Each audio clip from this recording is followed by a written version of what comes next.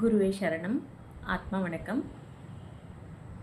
குரு நமக்கு தீட்சை கொடுப்பாங்க அப்படின்னு சொல்கிறோம். ஒரு நல்ல குரு நமக்கு தீட்சை கொடுத்தாங்கன்னா அதுக்கு என்ன அர்த்தம் அப்படின்னா, நம்மக்கிட்ட கடவுளையே டவுன்லோட் செய்து நம்மக்கிட்ட இருக்க அன்வான்ட் ஃபைல்ஸை டெலீட் பண்ணுறாங்க அப்படின்னு அர்த்தம். அன்வான்ட் ஃபைல்ஸ்னால் என்ன? நம்மக்கிட்ட இருக்கிற கெட்ட கர்ம வினைகள் அனைத்தையும் டெலீட் பண்ணிடுவாங்க.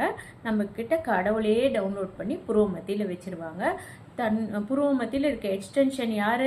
சிவனுடைய எக்ஸ்டென்ஷன் யார்? நம்ம குரு தான் நமக்கு சிவன். அப்போ சிவனாவே தானே தன்னை இங்கே குடி வந்து நம்மளுக்கு இருக்கிற கெட்ட கர்ம வினைகள் எல்லாத்தையும் நீக்கிடுவாங்க. அப்போ நம்மளுடைய பொறுப்பு அங்கே என்ன? நாம் எண்ணம் சொல் செயல் அனைத்தையும் உயர்வாக வைத்து நம்ம குரு சொல்படி அன்பாக கடமையில் பொறுப்பாக சிரித்த முகத்துடன் இருந்து நாம் நம்மளுடைய வாழ்க்கையில் சாதிக்கணும்.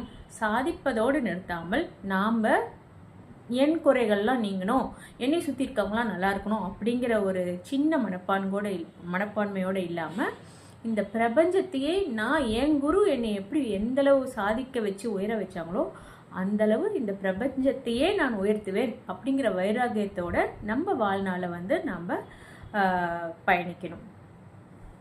ஆத்ம வணக்கம்.